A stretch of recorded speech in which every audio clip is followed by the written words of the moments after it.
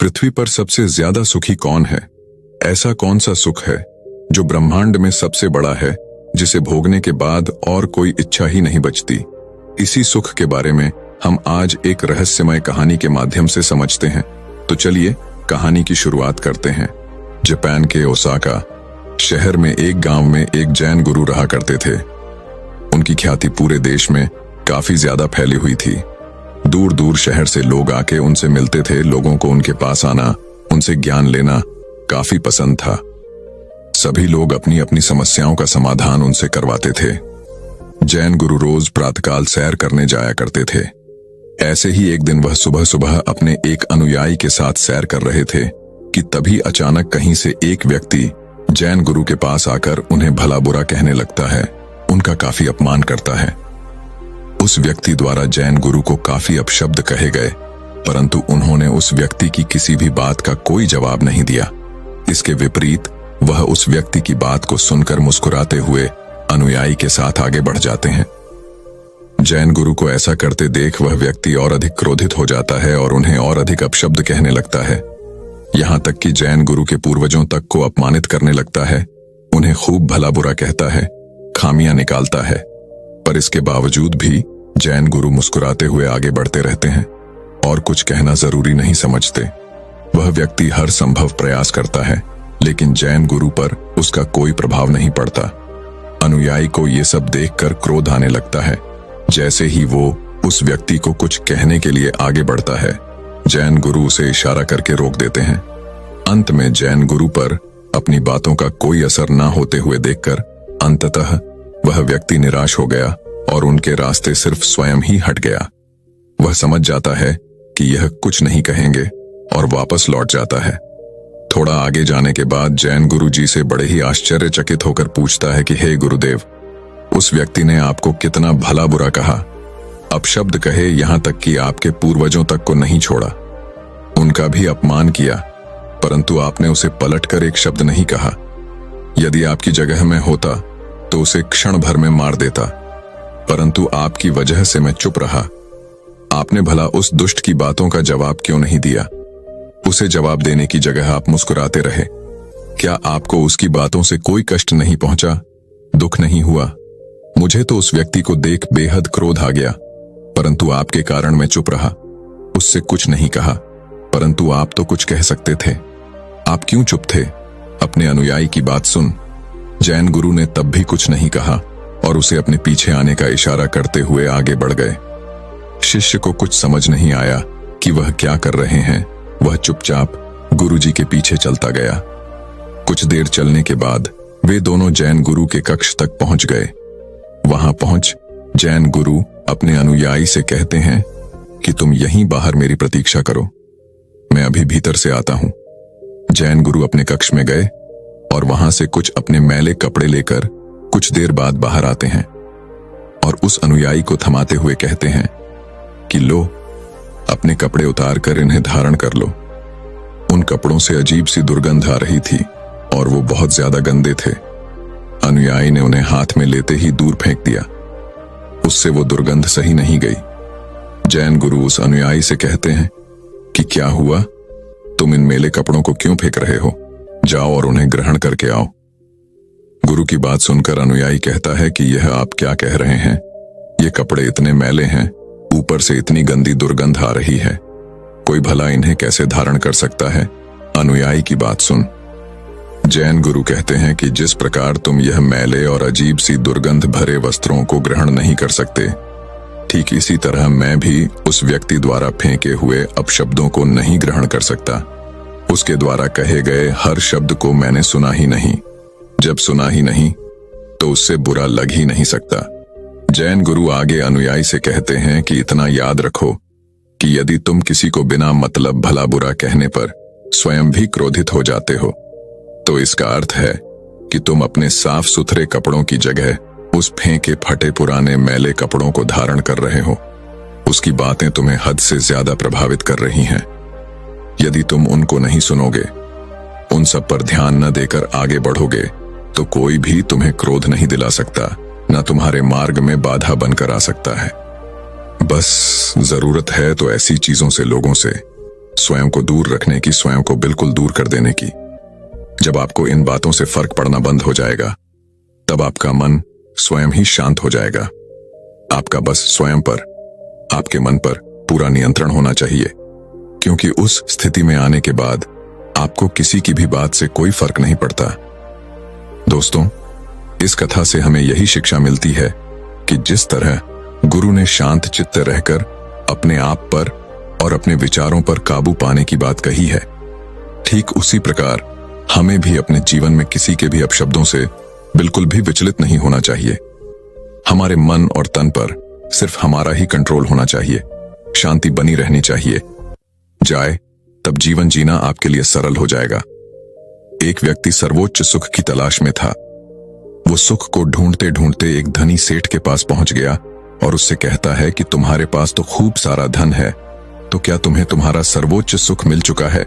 वो धनी सेठ व्यक्ति से कहता है कि कैसा सुख, मेरे पास उतना धन नहीं है जितना कि राजा के पास है, मेरे पास भी उतना ही धन होना चाहिए। तब वह व्यक्ति एक गरीब व्यक्ति के पास जाता है और कहता है कि क्या तुम्हारे पास कोई सुख है?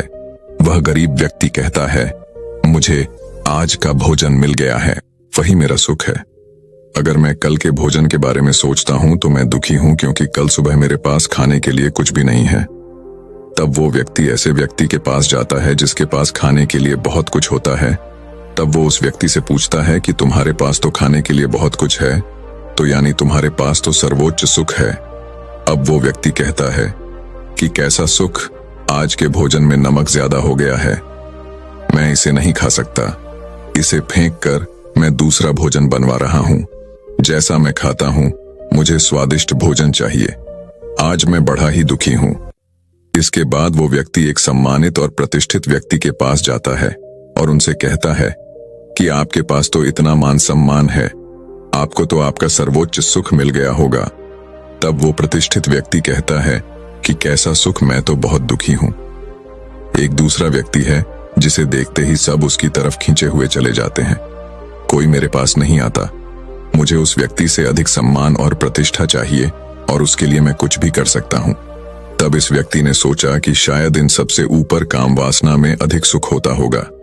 तब वो ऐसे व्यक्ति के पास जाता है जो काम वासना के चरम पर था और उससे जाकर पूछता है कि क्या काम वासना से तुम्हें सर्वोच्च सुख की प्राप्ति हुई है? तब वो व्यक्ति कहता है, कैसी प्राप्ति, अभी तो मैंने बस शुरुआत ही की है, मुझे अभी कुछ मिला नहीं है और ये सब तो पुराना हो गया है, मुझे कुछ नया चाहिए, अब तो जीवन भी व्यर्थ सा लगता है।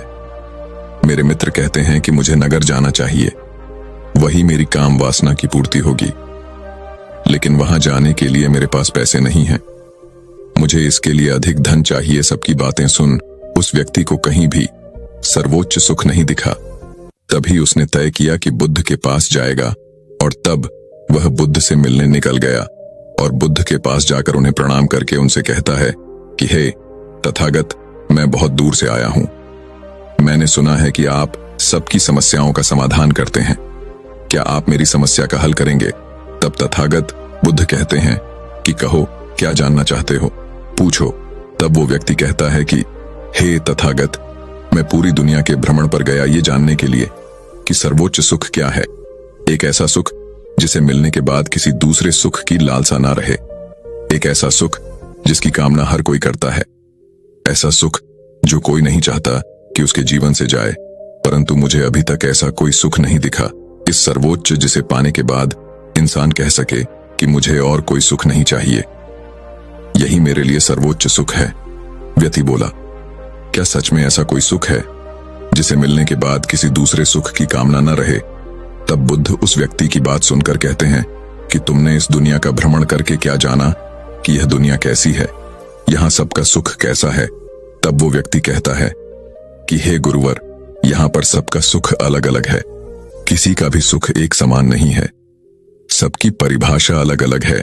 यहां पर कोई सुखी होने के लिए राजा की तरह खूब सारा धन दौलत चाहता है, तो कोई काम वासना में अपना सुख खोज रहा है, कोई भोजन में सुख खोज रहा है, कोई सम्मान प्रतिष्ठा में सुख खोज रहा है, कोई किसी के दुख में अपना सुख खोजता है। तब बुद्ध ने कहा कि क्या ऐसा करने से व्यक्ति को सुख की प्राप्ति होती है? तब व्यक्ति कहता है कि हे बुद्ध, मैंने देखा जब मनुष्य अपने सुख तक पहुंचता है, जो वह चाहता है उसे मिलता है, तब वह मिलते ही वह पागल की तरह झूम उठता है। उसे इससे खुशी मिलती है, लेकिन वह सुख कुछ समय के लिए ही होता है। कुछ समय बाद इस सुख की महत्ता कम हो जाती है और फिर से वह सुख खोजने लगता है, और यही चक्र निरंतर चलता है, और सुख खोजने के लिए वह दुखी रहता है। वह व्यक्ति कहता है कि हे बुद्ध, यह कैसी दुनिया है जो सुखी होने के लिए दुख को खोज रहा है। तब बुद्ध मुस्कुराने लगते हैं, पर कहते हैं, एक बात बताओ, क्या जो राजाओं की तरह धन दौलत चाहता है, क्या उसके पास धन और दौलत की कमी है? और जो काम वासना को चाहता है, उसके पास काम वासना की कमी है?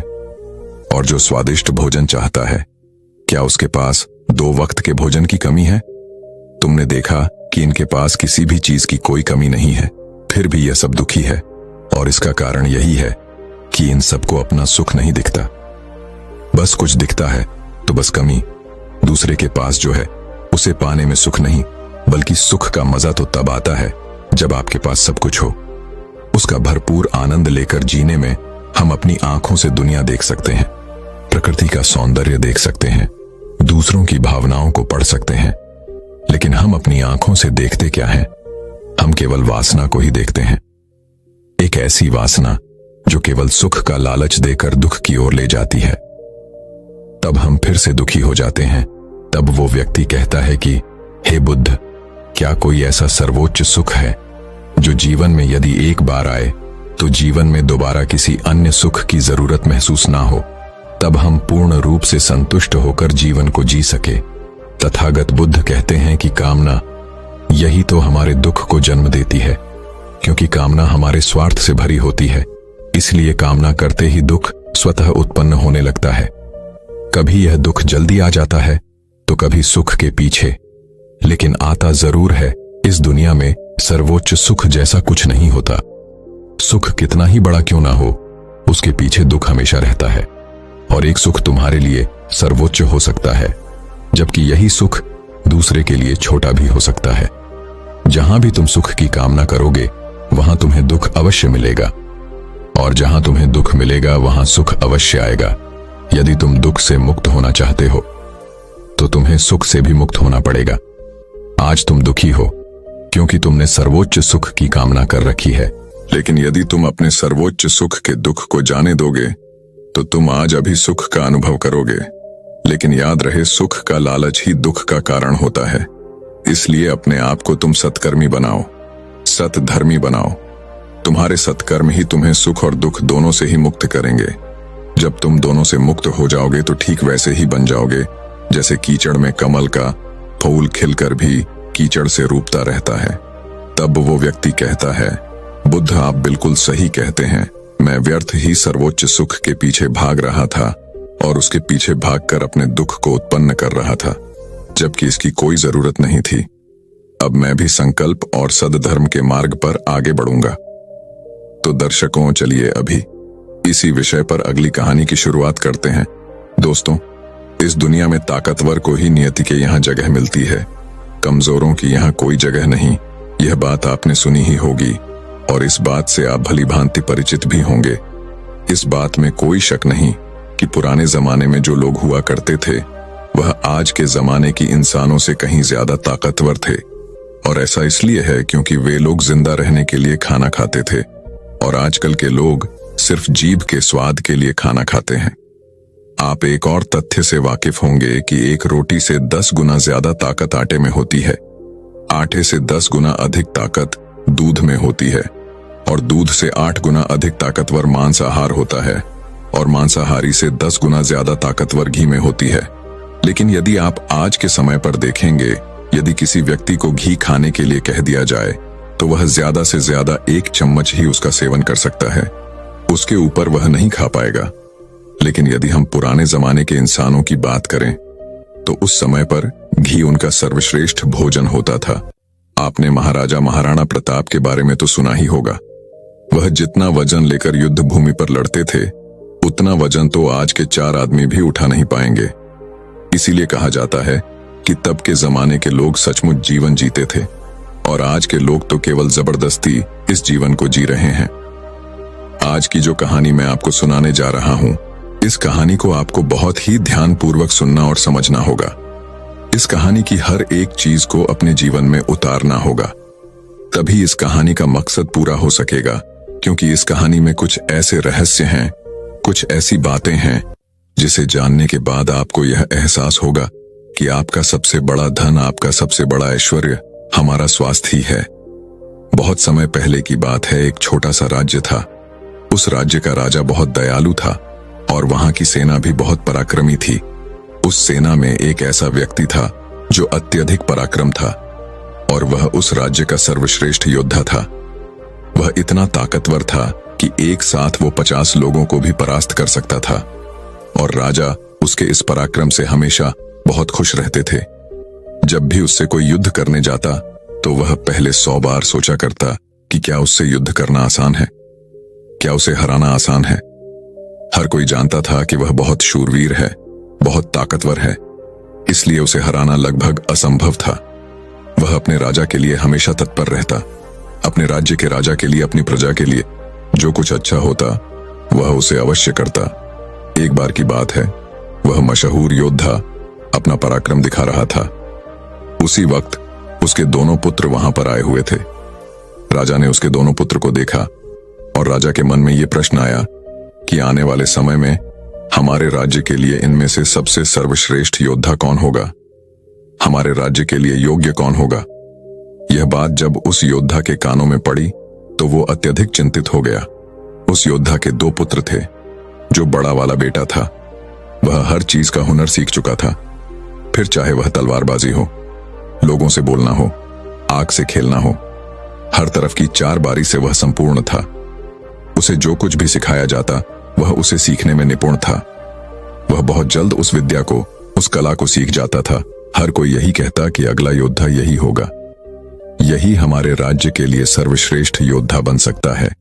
लेकिन उस योद्धा का एक छोटा पुत्र भी था जो बहुत कमजोर था, जिसे कोई भी चीज सीखने में अत्यधिक समय लगता था और उसे देखकर कोई भी यह नहीं कहता था कि यह कभी योद्धा बन सकेगा।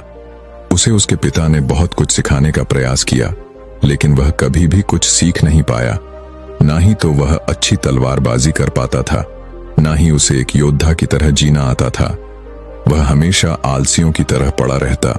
जब भी वह योद्धा अपने दोनों पुत्रों को एक साथ देखता तो उसे बहुत चिंता होता, उसे बहुत तकलीफ होती, क्योंकि वह अपने दोनों पुत्र को एक समान बनाना चाहता था। वह अपने दोनों पुत्र में कोई फर्क नहीं समझता था। लेकिन जब भी कोई यह कहता कि बड़ा पुत्र अत्यधिक बलवान है, शूरवीर है, वह एक योद्धा जरूर बनेगा, और जब वहीं पर छोटे बच्चे के लिए कोई यह कहता यह तो कमजोर है, आलसी है, यह भला क्या कर पाएगा, यह सुन उसके पिता को बहुत तकलीफ होती, बहुत दुख होता। लेकिन वो योद्धा ये जानता था कि इसमें उसके छोटे बेटे की कोई गलती नहीं है। उसका व्यवहार दूसरों से अलग है और यह दूसरों से थोड़ा कमजोर है, लेकिन इसे कुछ बातों का ध्यान रखना होगा, तभी यह दूसरों जैसा पराक्रमी बन सकता है, दूसरा जैसा तलवारबाज बन सकता है, दूसरा जैसा सर्वश्रेष्ठ योद्धा भी बन सकता है। इस बात का ध्यान रखते हुए वो योद्धा अपने उस बेटे को लेकर पास ही के एक गुरु के पास पहुंचा।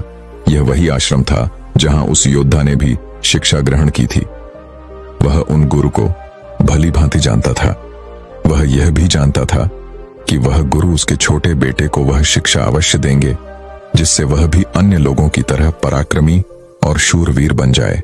वह उन्हें उन गुरु के पास ले गया, उन्हें प्रणाम किया और कहने लगा है, गुरुवार, मैं चाहता हूं कि मेरा बच्चा आपसे शिक्षा ग्रहण करे। यह थोड़ा आलसी है, थोड़ा कमजोर है और यह कभी कुछ सीखना ही नहीं चाहता, जबकि मेरा बड़ा बेटा बहुत साहसी, शूरवीर, ताकतवर और पराक्रमी है और इस राज्य को ऐसे ही लोगों की आवश्यकता है। लेकिन मेरा यह छोटा बेटा, जो कि मेरी चिंता का कारण बना हुआ है, मैं चाहता हूं कि यह भी पराक्रमी बने, शूरवीर बने, ताकतवर बने, ताकि इस राज्य का हर कोई इसके भी गुण गा सके।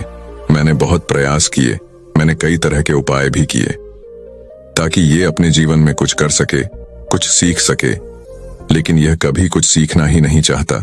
मैं चाहता हूं कि मेरे दोनों पुत्र एक बराबर हों, किसी में कोई कमी ना हो, इन दोनों को एक बराबर अधिकार मिले। लेकिन यह अपने आलस के कारण, अपनी कमजोरी के कारण हमेशा पीछे रह जाता है। मैंने इसे कई बार समझाया, लेकिन यह है कि मेरी बातों को मानता ही नहीं। मैं अपने दोनों बेटों में कोई भेदभाव नहीं रखना चाहता। मैं दोनों को एक बराबर बनाना चाहता हूं। उस योद्धा की ये सारी बातें सुनकर वह गुरुवर उस योद्धा से कहते हैं, मैं जानता हूं तुम्हारे पुत्र को क्या तकलीफ है। मैं इसे वैसा ही बना दूंगा जैसा तुम चाहते हो, लेकिन इसके लिए तुम्हें इसे कुछ दिन के लिए मेरे पास यहां पर आश्रम में छोड़ना होगा।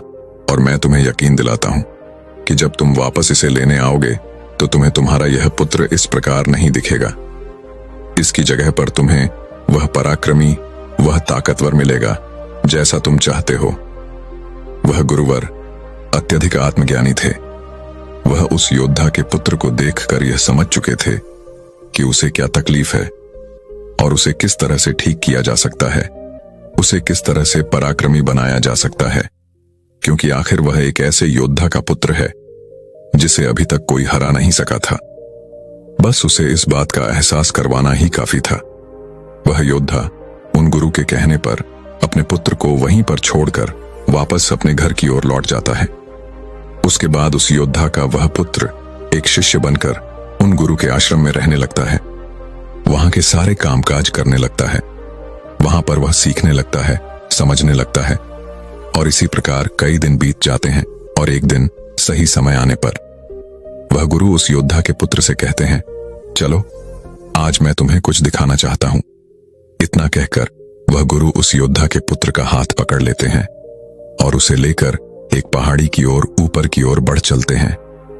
उस पहाड़ी के ऊपरी छोर पर ले जाकर वह गुरुवर उस पुत्र से कहते हैं, आज मैं तुम्हें कुछ सिखाने वाला हूं और तुम्हें ध्यान से सीखना होगा, क्योंकि यदि तुमने आज यह बात नहीं सीखी तो तुम अपने जीवन भर कुछ नहीं कर पाओगे, कुछ नहीं सीख पाओगे और हमेशा लोग तुम्हें कमजोर और असहाय समझेंगे और उसी दृष्टि से तुम्हें देखा जाएगा। धीरे धीरे कई दिन बीत चुके हैं और अब तुम्हारे घर जाने का वक्त भी करीब आ चुका है। इसलिए आज मैं तुम्हें यहां पर लेकर आया हूं ताकि मैं तुम्हें यह सिखा सकूं, यह समझा सकूं कि तुम इस धरती पर क्यों आए हो, तुम्हारे आने का क्या कारण है। इतना कहकर वह गुरुवर उस पुत्र को ऊपर की ओर इशारा करते हुए कहते हैं, ऊपर ध्यान से देखो उस चीज को। उस चील ने अपने पंजों में अपना नवजात शिशु रखा हुआ है। वह चीज ऊपर की ओर उड़ती चली जा रही थी। इतनी ऊंची जा रही थी कि बादलों को चीरकर वह ऊपर बढ़ती ही चली जाती और वहां पर जाकर वह अपने बच्चे को छोड़ देती। यह देख वह छोटा सा बच्चा डरा गया। उसे यह समझ नहीं आ रहा था क्या फिर उस चीज ने अपने ही बच्चे को इस तरह से नीचे क्यों फेंक दिया। गुरु और वह शिष्य दोनों इस दृश्य को बड़ी ध्यानपूर्वक देख रहे थे। जैसे ही उस चीज ने अपने उस बच्चे को नीचे की ओर छोड़ा, वह बच्चा तेजी से एक पत्थर की भांति नीचे की ओर गिरता चला जा रहा था। और वह जब तेजी से नीचे आने लगा तो उसने कई बार कोशिश की, कई बार प्रयास की वो अपने पंखों को खोल सके, फड़फड़ा सके, जिससे वह हवा के उस रुख का फायदा ले सके, वह भी उड़ सके।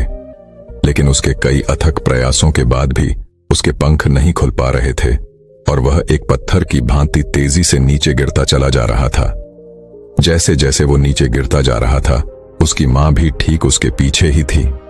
उसने ऊपर से अपने पंजे में फिर एक बार अपने उस बच्चे को पकड़ लिया। एक बार फिर वह झील अपने उस बच्चे को लेकर आकाश में ऊपर ऊंचाई की तरफ उड़ती चली जाती है और फिर से वो ऊंचाई पर जाकर अपने बच्चे को ठीक उसी प्रकार छोड़ देती है। लेकिन उस बच्चे को कुछ समझ नहीं आ रहा था कि आखिर यह चील अपने बच्चे के साथ ऐसा क्यों कर रही है। यदि उसके बच्चे को कुछ हो गया तो फिर क्या होगा। वह लगातार इसी प्रक्रिया को दोहरा रही थी। अब गुरु शिष्य से कहते हैं, इस जगह को ध्यान से देख लो। ठीक इसी जगह पर वह चील और उसका बच्चा इस पेड़ पर रहते हैं। तुमने एक बात की और गौर किया कि इस पेड़ पर तुम्हें अनेकों फूल देखने को मिल रहे होंगे, लेकिन जहां पर यह चील और इसका बच्चा रहता है वहां पर तुम्हें एक भी फूल नजर नहीं आएंगे, क्योंकि फूल बड़े ही कोमल होते हैं और वह चील चाहती तो इन फूलों को अपने साथ जहां पर वह रहती है उसे रख सकती थी। लेकिन वह जानती है कि फूलों में रहकर उसका बच्चा एक बच्ची बनेगा लेकिन जब वह कांटों वाले घोंसले में रहेगा तभी एक चील बन पाएगा। और एक चील के बच्चे को हर तरह की यातनाएं बचपन से ही सहनी पड़ती हैं ताकि वह अन्य पक्षियों की तरह कोमल ना बने, क्योंकि वह एक चील का पुत्र है और उसे चील की तरह अपना जीवन व्यतीत करना है। यदि वह बाकी पक्षियों की तरह बनेगा तो उस पर चील वाले स्वभाव नहीं होंगे और ना ही उसे कोई चील का पुत्र कह सकेगा। ठीक इसी प्रकार तुम भी एक शूरवीर योद्धा के पुत्र हो। यदि तुम चाहो तो अन्य लोगों की तरह अपना जीवन व्यतीत कर सकते हो। तुम फलों का आनंद ले सकते हो, लेकिन तुम एक योद्धा के पुत्र हो, इसलिए तुम्हें भी कांटों की राहों पर चलना ही होगा। इन कांटों की राह पर चलकर ही तुम अपने आप को मजबूत बना पाओगे, अपने आप को शूरवीर और पराक्रमी बना सकोगे। ठीक वैसे ही यह चील भी कर रही है। वह भी अपने पुत्र को पराक्रमी और शूरवीर बना रही है। वह अपने बच्चे को उड़ान भरना सिखा रही है। वह बार बार जाकर अपने बच्चे को इसीलिए नीचे पटक रही है ताकि उसका बच्चा खुद ब खुद उड़ान भरना सीख ले। जब भी चील किसी को जन्म देती है तो वह उसे वही सिखाना चाहती है जो उसने सीखा है। वह एक चील होने का उसे एहसास कराना चाहती है। किंतु यदि वही पुत्र किसी और पक्षी के घर पर जन्म लेता तो उसे इस तरह की यातनाएं सहनी नहीं पड़ती। उसे इस तरह से किसी भी क्रियाओं से ना गुजरना नहीं पड़ता। वह फूलों के घोंसले में रह सकता था। वह फूलों में पैदा होता और फूलों में ही खत्म हो जाता। लेकिन चील के बच्चे का एक नियम होता है, एक नीति होती है कि नियति उसे तभी जिंदा रखेगी जब वो पराक्रमी होगा, शूरवीर होगा और उसे वो सारे हुनर, वो सारे पराक्रम सीखने ही होंगे। ठीक उसी प्रकार तुम भी एक शूरवीर योद्धा के पुत्र हो, एक पराक्रमी योद्धा के पुत्र हो, इसीलिए तुम्हें भी वह हुनर सीखना ही पड़ेगा। अन्यथा अन्य पक्षियों की तरह तुम भी अपने जीवन में कुछ नहीं कर पाओगे। तुम भी एक दिन फूलों में जीकर फूलों में ही मर जाओगे। यह सब देखकर वह शिष्य उन गुरु के चरणों में गिर पड़ा, उन्हें प्रणाम किया और कहने लगा, है गुरुदेव, मुझे अपनी गलती का एहसास हो चुका है। मुझे यह पता चल चुका है कि मैं एक शूरवीर योद्धा का पुत्र हूं और मुझे अपना जीवन इसी तरह से जीना है। मुझे इस हुनर को सीखना ही होगा। इतना कहकर वह गुरु और वह शिष्य वापस आश्रम की ओर लौट जाते हैं। वहां पहुंचने के बाद वह गुरु अपने उस छोटे शिष्य से कहते हैं, मैं तुम्हें कुछ ऐसी बातें बताने जा रहा हूं जिसे तुम्हें अपने जीवन में उतारना होगा। यदि तुम इन बातों को अपने जीवन में उतार लेते हो, जो कुछ तुमने अभी उस चील से सीखा है वह तुम्हारे लिए एक ऐसी सीख है जिसे तुम्हें कभी नहीं भूलना चाहिए। लेकिन तुम एक चील नहीं हो और चील के बच्चों की तरह तुम इस ज्ञान को भी अर्जित नहीं कर सकते। आखिर तुम एक इंसान हो और तुम्हें इंसानों की तरह ही अपने शरीर को बनाना होगा।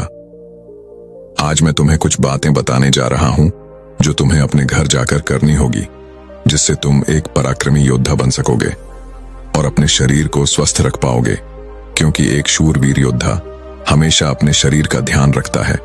वह हमेशा अपने शरीर को चुस्तीला और फुर्तीला बनाए रखता है, जिस कारण वह कभी बीमार नहीं पड़ता। तुम्हें भी इस बात का ध्यानपूर्वक ध्यान रखना होगा। तुम्हें सुबह जल्दी उठना होगा। 6 से 8 घंटे की नींद तुम्हारे लिए महत्वपूर्ण है। इससे ज्यादा कभी मत सोना। सुबह जल्दी उठकर अपना जो कार्य है उसका अभ्यास करना। जिस प्रकार तुम्हारे पिता एक योद्धा है, वह सुबह उठकर अपने सभी हुनर का अभ्यास करते हैं, ठीक उसी प्रकार तुम्हें भी सुबह उठकर अपने सभी हुनर का अभ्यास करना होगा। योगा प्राणायाम करना होगा, जिससे तुम्हारा शरीर पूरी तरह से स्वस्थ होगा। और जितना तुम अपने शरीर को स्वस्थ रखोगे, उससे तुम अपने अंदर की शक्तियों को समर्थ बना पाओगे। और तुम्हें एक बात और याद रखनी होगी, जितना तुम्हें अपने ऊपरी शरीर का ध्यान रखना है, उतना ही तुम्हें अपने भीतर के शरीर का भी ध्यान रखना है, अर्थात अपनी मानसिक शक्ति का भी तुम्हें ध्यान रखना होगा। इसे भी बढ़ाना होगा। और यह मानसिक शक्ति तुम्हें ध्यान से मिलेगी, इसलिए हमेशा ध्यान करना, हमेशा सुबह उठकर प्राणायाम करना, हमेशा सुबह उठकर योगा करना, ये तुम्हें मजबूती प्रदान करेंगे। और यदि इसके बाद भी तुम सुबह जल्दी नहीं उठ पाते, तुम इस आदत को नहीं अपना पाते, तो मेरा एक और सबक याद रखना। जिस दिन तुम उठने में लेट हो जाओ, अर्थात जितना समय तुम देरी से उठो, अपने शरीर पर उतने ही कोड़े मरवाना। जब तुम यह क्रिया 4 से 5 दिन करोगे तो तुम खुद ही अपने आप में वह बदलाव देख पाओगे कि तुम अपने आप ही अपने समय पर उठना शुरू कर पाओगे। दूसरी बात जो तुम्हें हमेशा ध्यान रखनी है कि तुम्हें हमेशा स्वादिष्ट और स्वस्थ खाना ही खाना है। ऐसी चीजें कभी मत खाना जो तुम्हारे शरीर को नुकसान पहुंचाती हों। हमेशा तुम स्वस्थ खाना ही खाना, जैसे हरी सब्जियां, फल, दूध, दही। तुम भोजन अपने शरीर के लिए करना, ना कि अपनी जीभा के लिए, ना कि केवल स्वाद के लिए। अगली बात, वह गुरुवर अपने उस शिष्य से कहते हैं कि जब भी तुम्हारे मन में कोई चिंता हो, कोई ऐसा विषय हो जिसे लेकर तुम बहुत चिंतित हो, तो ऐसी बातें अपने घर परिवार में अवश्य बताना। यदि तुम इन बातों को अपने मन में रखते हो तो यह बातें तुम्हें मन ही मन कमजोर बनाती चली जाएंगी। यह चिंता तुम्हें अंदर ही अंदर खाती चली जाएगी और तुम खोखले होते चले जाओगे। और याद रखना, जब हमारा मन बीमार पड़ता है तो वह हमारे शरीर को भी बीमार कर देता है। इसलिए कोई भी बात कभी छुपाकर मत रखना। हर बात अपने घर वाले और अपने परिवार को अवश्य बताना। आगे वह गुरुर अपने उस शिष्य से कहते हैं, हमेशा सकारात्मक सोच रखना, कभी भी नकारात्मक विचार अपने दिमाग में आने मत देना। सबके जीवन में उतार और चढ़ाव तो आते ही रहते हैं। सभी के जीवन में सुख और दुख लगा ही रहता है, कभी अच्छा तो कभी बुरा। जीवन इसी प्रकार चलता है। तुम्हारे जीवन में समय चाहे कैसा भी क्यों ना आए, लेकिन तुम्हें हमेशा एक सकारात्मक सोच ही अपनानी है, जिससे तुम अपने जीवन में आने वाली कठिन से कठिन परिस्थितियों का सामना हंसते हुए और बड़ी ही सरलता से उसका सामना कर सकोगे और जीवन में आगे बढ़ पाओगे। अगली बात जो तुम्हें याद रखनी चाहिए वह यह है कि तुम्हें हमेशा मुस्कुराते रहना है, क्योंकि एक योद्धा ही यदि चिंतित हो तो उसका राज्य भी चिंतित हो सकता है। और तुम्हारी मुस्कुराहट से ही सबको ताकत मिलती है। तुम शूरवीर योद्धा के पुत्र हो। तुम्हारी हंसी तुम्हारे चेहरे से अलग नहीं होनी चाहिए। यह तुम्हारे और तुम्हारे राज्य के लिए उचित है और यह तुम्हारे राज्य को एक सकारात्मक ऊर्जा प्रदान करता है। और तुम्हारा मुस्कुराते रहना तुम्हारे लिए भी अच्छा है। यह तुम्हारे भीतर सकारात्मक ऊर्जा का प्रवाह करता है, जिससे तुम अच्छा महसूस करोगे, मजबूत महसूस करोगे, ताकतवर महसूस करोगे। आगे वह गुरु अपने उस शिष्य को आखिरी सीख देते हुए कहते हैं, हमेशा अपने जीवन में दान पुण्य करते रहना, इसे कभी पीछे मत हटना। तुमने देखा होगा कि राजा महाराजा ऐसे होते हैं कि वह दान के समय पर उनसे जो मांगा जाए वह सब देने के लिए तैयार हो जाते हैं, फिर चाहे आप उनका राजपाट ही क्यों ना मांग लें। दान पुण्य करना अत्यधिक जरूरी है। और ऐसा नहीं कि दान में तुम केवल धन ही दो, तुम किसी की मदद भी कर सकते हो। इसलिए दान पुण्य के समय पर तुम्हें कभी पीछे नहीं हटना चाहिए। जब हम दान करते हैं तो हमारे मन में एक अजीब सी खुशी महसूस होती है। हमारा मन बहुत खुश होता है, हम बहुत अच्छा महसूस करते हैं और यह खुशी हमारे शरीर को और भी ज्यादा मजबूत बनाती है। लोगों में यह गलत धारणा है कि जब हम दान करते हैं तो हमारी संपत्ति घटती है, लेकिन ऐसा नहीं है। जब हम दान करते हैं तो इससे हमारी संपत्ति घटती नहीं बल्कि बढ़ती चली जाती है। इसलिए दान करने से कभी पीछे मत हटना। जब भी तुम्हें मौका मिले, जैसा भी तुम्हें मौका मिले, तुम दान अवश्य करना। इतना कहकर वह गुरुवर शांत हो गए और वह शिष्य उन गुरु के चरणों में प्रणाम करके उनसे कहता है गुरुवर, आपने जो मुझे शिक्षा दी है, यह शिक्षा मैं अपने जीवन भर याद रखूंगा। इसे मैं कभी भुला नहीं पाऊंगा। अब मुझे आज्ञा दीजिए, मैं अपने घर जाना चाहता हूं। अपने पिता की तरह एक शुरू पराक्रमी योद्धा बनना चाहता हूं। इतना कहकर वह शिष्य शांत हो जाता है और वह गुरुवर भी आशीर्वाद देते हुए उस शिष्य को उसके घर जाने की आज्ञा प्रदान करते हैं। दोस्तों, मैं उम्मीद करता हूं कि यह कहानी सुनने से आपके जीवन में अच्छे बदलाव आए होंगे। आपको इस वीडियो से क्या सीखने मिला, ये कमेंट करके जरूर बताएं और अपने परिवार, दोस्तों या आपके करीबी इंसान के साथ ये कहानी शेयर करके उन्हें भी इस ज्ञान से परिचित करवाएं। बाकी अगर आपको यह वीडियो दिल से अच्छी लगी हो तभी इस वीडियो को लाइक कर देना और आपने अब तक इस चैनल को सब्सक्राइब न किया हो तो चैनल को सब्सक्राइब भी जरूर कर देना। आपका हर दिन शुभ हो और खुशियों से आपका जीवन भरा रहे। धन्यवाद। नमो बुद्धाय।